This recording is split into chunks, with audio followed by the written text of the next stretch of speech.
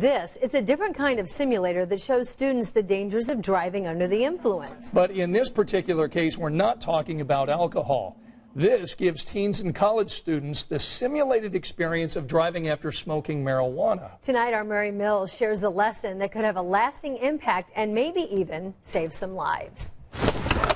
Just a seat if you need to.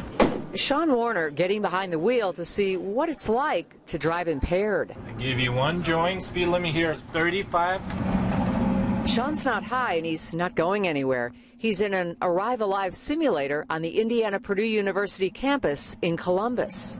Oh, the brake is really sensitive. The simulator, one of the first to show what it's like to drive stoned. Yeah, I was definitely swerving. Sean also used the simulator to drive drunk.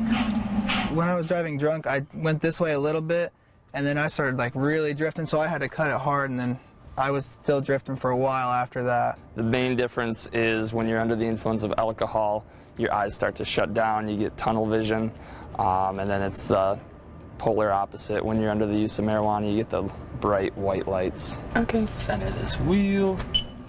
Jamie Boswell also went for a spin. At a .11. First, driving drunk. Oh, I almost hit a person. Then high, which didn't last long. I was only going around like 20 or 25 and it felt like I was going really fast.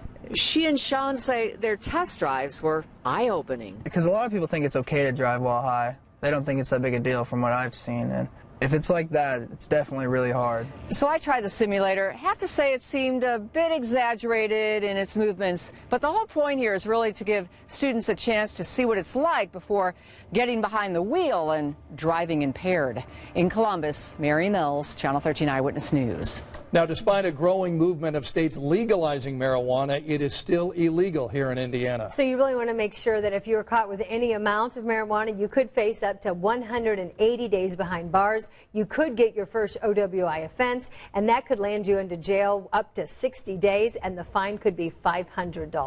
Drugabuse.gov shows teens are more likely to smoke marijuana than cigarettes. And marijuana vaping has actually gone up over the last year for kids in 8th, 10th, and 12th grade. So parents, we want to let you know there are some things that you can do at your home so you make sure that your kids are aware and educated about the risk of marijuana use. And we've collected some easy resources for you to go over. Just click this story online at WTHR.